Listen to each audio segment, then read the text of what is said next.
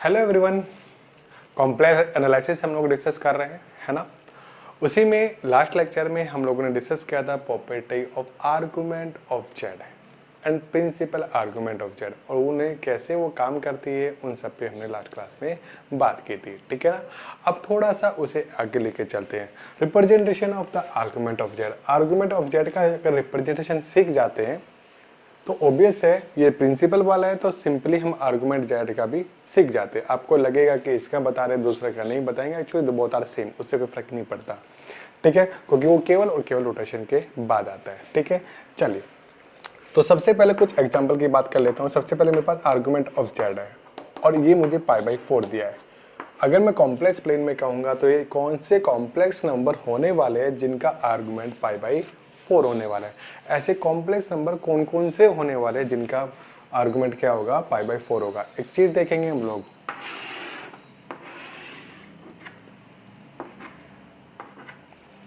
ये Z plane आपको given है। जेड की वैल्यू जब आपके पास 1 प्लस आइटा थी, जब भी पास आपके पास एंगल कितना होता है, ये π/4 होता है। जेड की वैल्यू अगर आपने क्या लिया, 2 + 2 आइटा लिया, तब भी ऐसा ही होने वाला है। और जेड की वैल्यू अगर x प्लस का आइटा x लिया, ऑब्वियस है x पॉजिटिव, तब भी ऐसा ही होने वाला है। y = x अगर दोनों सेम होंगे तो ऑब्वियस क्या होगा, उसका आर्गुमेंट क्या आने वाला है, हमेशा π/4 आने वाला है। मीन्स जो लाइन बनेगी वो ये वाले बनने वाली है। This is the ray, at this रे आर्गुमेंट ऑफ जेड हमेशा क्या आता है भाई, π/4 आता है। क्लियर ना। आर्गुमेंट ऑफ जेड हमेशा क्या बनेगा, π/4 आने वाला है। कुछ बुक आपको ऐसे देखने के लिए मिल जाती है, तो हो सकता है वो नीचे तक लेके जाए, बट हम स्टैंडर्ड बुक फॉलो कर रहे हैं तो ऑब्वियस है वो ऊपर तक ही जाने वाली है, ठीक है। ऐसे ही करके अगर मैं सेकंड की बात करूं कि आर्गुमेंट ऑफ जेड मान लेते हैं मेरे पास क्या, माइनस का, हम माइनस का मान लेते हैं पाई है या π/2 है। माइनस से π/2, माइनस से π/2 एंगल कहाँ होता है, इस लाइन पे होता है। तो इस पूरी लाइन पे एंगल हमेशा क्या होता है भाई, माइनस का π/2 होता है। तो दिस इज द लाइन या दिस इज द रे, नॉट अ लाइन। इस पे क्या होगा, आर्गुमेंट ऑफ जेड क्या होगा, माइनस का π/2 आने वाला है। दिस एंगल ऑलवेज π/4 और दिस एंगल ऑलवेज माइनस का π/2। मुझे लगता है इसमें कोई तकलीफ नहीं होनी चाहिए, ठीक है। चलिए, इसके बाद आते हैं, थोड़ा सा इंटरेस्ट बढ़ा लेते हैं। Argument of Z at this equal to कर लेते हैं, मेरे पास π/2 है। ये क्या आ गया भाई, आर्गुमेंट ऑफ जेड एट 1 आ गया। देखो, ये जो हम बात करते हैं आर्गुमेंट ऑफ जेड, अगर मेरे पास अल्फा है तो इसका मतलब सिंपल सा ये होता है कि argument of Z at 0 equal to alpha की बात कर रहे हैं। मीन्स जेड एट 0 मतलब जेड को अपने 0 ले जाके अपने मेजरमेंट स्टार्ट किया है, ठीक है। मीन्स रे कहाँ से स्टार्ट की है, 0 से स्टार्ट की है। अब उसने क्या दिया है, आर्गुमेंट ऑफ जेड एट 1 दिया है। तो एक काम कर लेते हैं हम, ये मैंने जेड प्लेन बना लिया भाई। ये मेरे पास जेड प्लेन है, जेड प्लेन है, तो यहाँ पे जेड इक्वल टू 1 है। यहाँ पे किस पे लेके जाना है, 1 पे लेके जाना है। इसे 1, ये 2, ये 3, ये 1 पे लेके चलो, ठीक है। अब जेड इक्वल टू 1, मेजरमेंट कहाँ से स्टार्ट होगा, 1 से लेके चलेंगे। अब रे कहाँ से बनाएंगे, 1 से, और एंगल कितना होना चाहिए आपका, π/2 होना चाहिए। तो यहाँ से लेगो π/2 और ये आपका ये जो रे बनने वाली है आपका एंगल π/2 की होने वाली है। So this is the ray, at this ray we write argument of Z at 1, argument of Z at 1, this will be exactly π/4, π/2। समझे कि नहीं समझे। मीन्स अगर मुझे दिया है argument of Z at Z not equal to alpha, it means आपको Z को जेड नॉट पे ले जाके शिफ्ट कर लेना और वहां से हम स्टार्ट करते हैं एंगल काउंट करना, ठीक है।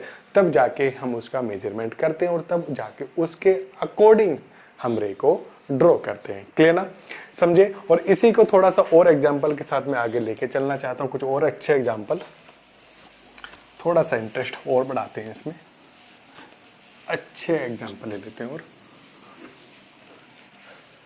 जैसे मैंने लिया फोर्थ, एक नेक्स्ट एग्जाम्पल लिया मैंने लिया कि आर्गुमेंट ऑफ जेड एट ठीक है एट 2 माइनस का iota equal to pi by 4। इसकी रे क्या होने वाली है, ये कॉम्प्लेक्स में कैसे रिप्रेजेंट किए जाएंगे। एक्चुअली इन पॉइंट का कलेक्शन जो आएगा, ऐसे कॉम्प्लेक्स नंबर का कलेक्शन जो इसको कंडीशन को सेटिस्फाई करेगा, वो कहाँ होते हैं कॉम्प्लेक्स में प्लेन में, वो मैं देखना चाहता हूँ। तो ठीक है, आपको दिया है, तकलीफ तो नहीं आनी चाहिए बिल्कुल भी, बिकॉज ऑफ मैं आपको बता चुका हूँ 1 2 1। ठीक है, इसे हम लिख पाएंगे argument of Z minus 2 plus का iota equal to pi by 4। It means simple सा ये है कि इसे ले जाके आपने शिफ्ट कर लिया 2 प्लस आइटा पे, 2 प्लस आइटा पे शिफ्ट कर लिया। और फिर क्या करना है, आपको एंगल पाई बाई 4 काउंट करना है। ठीक है, अब एंगल पाई बाई 4 कैसे काउंट करोगे, तो अब यहाँ से स्टार्ट नहीं करेंगे, यहाँ से स्टार्ट नहीं करेंगे, हम पहले इसके पैरेलल एक अपना खुद का एक्स एक्सिस के पैरेलल लाइन ड्रॉ कर लेंगे, और उसके अकॉर्डिंग जो एंगल आपका पाई बाई 4 होगा, जो भी एंगल पाई बाई 4 होगा, ये वाला पाई बाई 4 लिया ना, हाँ पाई बाई 4 लिया है, ये जो होने वाला है, ये जो रे बनेगी कहाँ से इमर्ज हुई भाई, ये निकली 2 प्लस आइटा से। ये जो रे बनने वाले, this ray will be argument of Z minus minus का 2 iota equal to pi by 4। Clear, समझे? This is the ray represent argument of Z at 2 plus iota equal to pi by 4। Clear. और इसी को थोड़ा सा और आगे लेके चलते हैं लास्ट और नेक्स्ट एग्जांपल के लिए, कि मान लेते हैं कि आर्गुमेंट ऑफ जेड आपको गिवन है, इसी को लेके चलते हैं 2 माइनस आइटा, ये आपका पाई बाई 4 से बड़ा है और मान लेते हैं पाई से छोटा है या इक्वल है, तब ऐसे कॉम्प्लेक्स नंबर का कलेक्शन मुझे बताना है जो इस इक्वेशन को सेटिस्फाई करता है। ठीक है, कि argument of Z at 2 plus iota हमेशा पाई बाई 4 से बड़ा रहे और इक्वल भी हो, एंड हमेशा पाई बाई 2 से छोटा रहे और इक्वल भी हो, बना रहे। तो इस केस में क्या होने वाला है भाई, उसे भी देख लेते हैं हम लोग। तब क्या होगा ये भी देख लेते हैं हम लोग, है ना। तब क्या होने वाला है ये भी देख लेते हैं। ये मेरा बन के तैयार होगा भाई कॉम्प्लेक्स प्लेन, जेड प्लेन।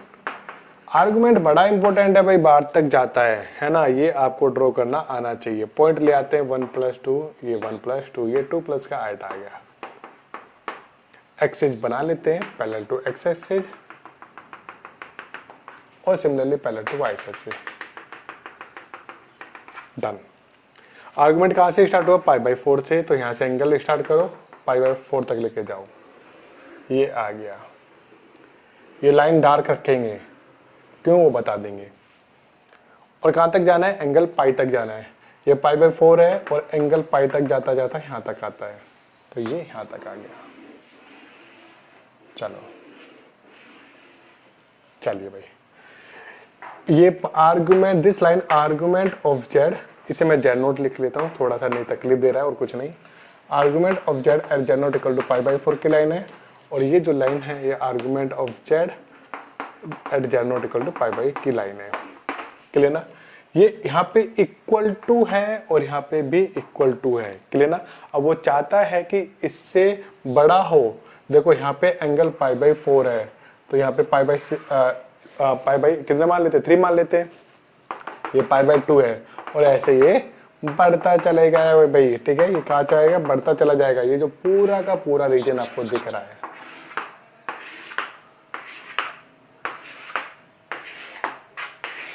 समझ रहे हो। इस पूरे रीजन में क्या होगा आपका argument of Z at Z not, और जेड नोट की वैल्यू क्या है, 2 प्लस आइटा है, हमेशा पाई बाई 4 से बड़ा या इक्वल होगा, और किससे छोटा होने वाला है, पाई से इक्वल या छोटा हमेशा होने वाला है। ऐसा ये आपके एक्चुअली पुन्नु स्वामी के मैं अच्छे एग्जाम्पल करा रहा हूँ। आप चाहो तो वहाँ से कुछ चीज़ें देखना चाहो तो देख सकते हो। ठीक है, चलिए ये कुछ बेसिक एग्जाम्पल थे और किसके representation of argument of Z के।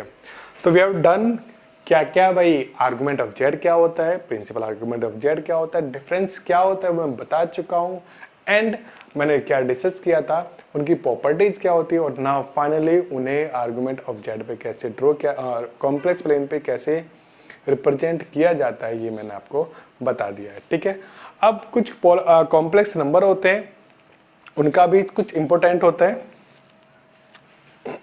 कुछ इंपॉर्टेंट होता है about complex number. Polar form के रिगार्डिंग कुछ इंपॉर्टेंट चीजें होती है, वो मैं बता देता हूँ क्योंकि आपको बाद में भी काम आने वाली है। कि जैसे कुछ एग्जांपल्स मैं पोलर फॉर्म में लेके जाना चाहता हूँ, polar forms of complex number. कुछ अच्छे एग्जांपल है,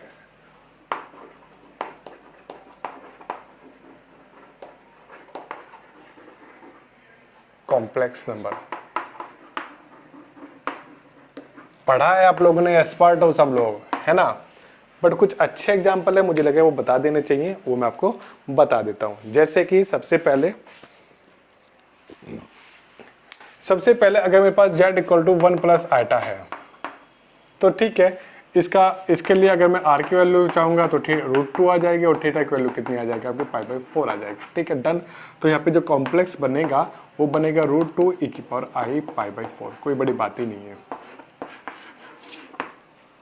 ठीक है, और इजीली हम इसे ड्रॉ कर भी पाएंगे, किसमें, इजीली इसे हम ड्रॉ कर भी पाएंगे कॉम्प्लेक्स प्लेन में। कैसे, कि जब हम कॉम्प्लेक्स प्लेन में आते हैं तो सबसे पहले क्या होता है, यहाँ पे r की वैल्यू कितनी है, √2 है, और थीटा की वैल्यू आपकी π/4 है। तो जब पोलर फॉर्म में रिप्रेजेंटेशन हम करते हैं तो क्या करते हैं, सबसे पहले हम एंगल को लेके चलते हैं और उसके बाद हम r की बात करते हैं। एक्स वाई प्लेन में रिप्रेजेंटेशन करना आसान है, सिंपली एक्स एक्सिस पे जाओ और जितना यूनिट है उतना कट कर लो, वाई एक्सिस में जाओ जितना यूनिट है कट कर लो, दोनों को बढ़ा लो, और जहाँ वो इंटरसेक्ट करते हैं आपका कॉम्प्लेक्स नंबर आ जाता है। यहाँ पे भी कुछ ऐसा ही होता है। ठीक है, यहाँ पे भी कुछ ऐसा ही होता है, बट वो किस तरह से होता है ये देखने वाली बात है। ठीक है, देखिए यहाँ पे क्या है, एंगल क्या है, π/4, तो π/4 एंगल क्या होगा, यहाँ पे होगा।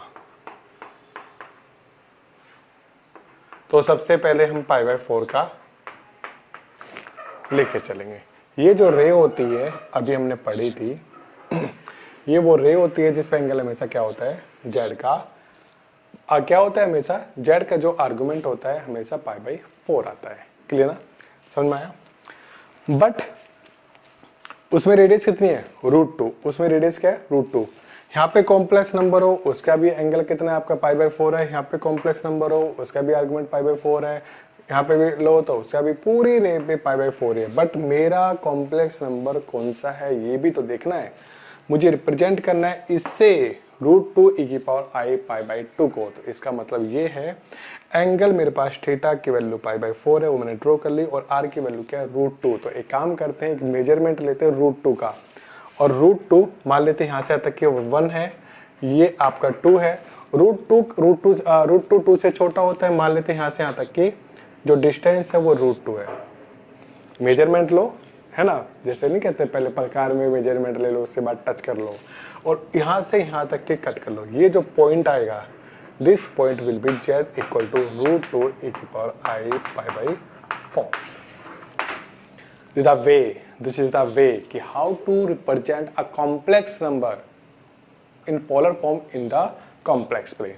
ठीक है, कैसे हम कॉम्प्लेक्स नंबर को जो पोलर फॉर्म में होता है एक्स वाई प्लेन में आपको रिप्रेजेंट करते हो। तो सबसे पहले आप थीटा रिप्रेजेंट करोगे, उसके बाद आप आर रिप्रेजेंट करोगे, और उन दोनों का जो इंटरसेक्शन है उसे हम कट कर लेंगे। ठीक है, समझ में आया, है ना। या तो एक काम करो, √2 का रेडियस लो और उसे पूरा पूरा बना लो, और जहां ये थीटा के साथ कट कर जाएगा वो पॉइंट आ जाएगा। या सिंपली जहां आपने थीटा लिया है, जिस रे में थीटा लिया है उसी लाइन में आपकी √2 कट कर लो, काम खत्म, आपका पॉइंट आ जाएगा। क्लियर ना, ये बेसिक सी चीज है, कोई बड़ी बात इसमें नहीं है। इंपॉर्टेंट ये है, अगर मैं जेड की वैल्यू क्या ले लूं, जेड की वैल्यू ले लूं -2 e⁻i π/4। ठीक है, i π/4। ठीक है, अब थोड़ा तकलीफ यहाँ पे बढ़ जाएगी क्योंकि r यहाँ पे नेगेटिव है। ठीक है, r यहाँ पे नेगेटिव है, r यहाँ पे पॉजिटिव है, और हमने पढ़ा था r डिस्टेंस है तो हमेशा पॉजिटिव होती है, r डिस्टेंस है तो हमेशा पॉजिटिव होती है। तो ठीक है, यहाँ पे r नेगेटिव है, पर आर ये नेगेटिव कभी होती नहीं है, तो इसे थोड़ा सा कैलकुलेट करने की रिक्वायरमेंट होती है। क्या कि इसे एक काम करो, -1 2e⁻i⁴ लिख लो, और we know very well e⁻i⁴ equal to -1 होती है, तो दिस विल बी -1 इसमें चला जाएगा, 2e⁻i⁴ प्लस का π/4। खत्म काम। तो रेडियस अब भी 2 है आपकी, तो रेडियस अब आपकी एग्जैक्टली 2 है, और जो एंगल है आपका पाई प्लस का π/4 है, ये आपका एग्जैक्टली एंगल है। समझे? तो जब भी हम बात करेंगे रिप्रेजेंटेशन की और आर का अगर कोफिशिएंट आपको माइनस दिख गया है, इसका मतलब ये नहीं कि वो गलत है, इसका मतलब ये है कि आपको एक स्टेप करना है, इसे कैलकुलेट करना है और आर को पॉजिटिव में कन्वर्ट कर लेना। और ऐसा अगर होगा तो ठीक है ना, एंगल पाई प्लस का π/4, पाई प्लस का π/4 इस पे आ गया, इस रे पे आ गया, और आपको क्या कट कर लेना है, आर की वैल्यू 2 कट कर लेनी है, ये 1 और ये 2 यूनिट कट करनी है। This is the point, this is the point z equal to minus का 2e⁻i⁴ क्लियर ना? तो ये आपका कॉम्प्लेक्स रिप्रेजेंटेशन होता है in polar form in XY plane. ठीक है, तो इसी को हम आगे चलते रहेंगे, आगे सीरीज में कंटिन्यू करते रहेंगे। ठीक है, और कॉम्प्लेक्स नंबर का हमने सब कुछ डिस्कस कर चुके हैं, अब आगे हम और डिस्कस करने वाले हैं, तो मिलते हैं नेक्स्ट क्लास में।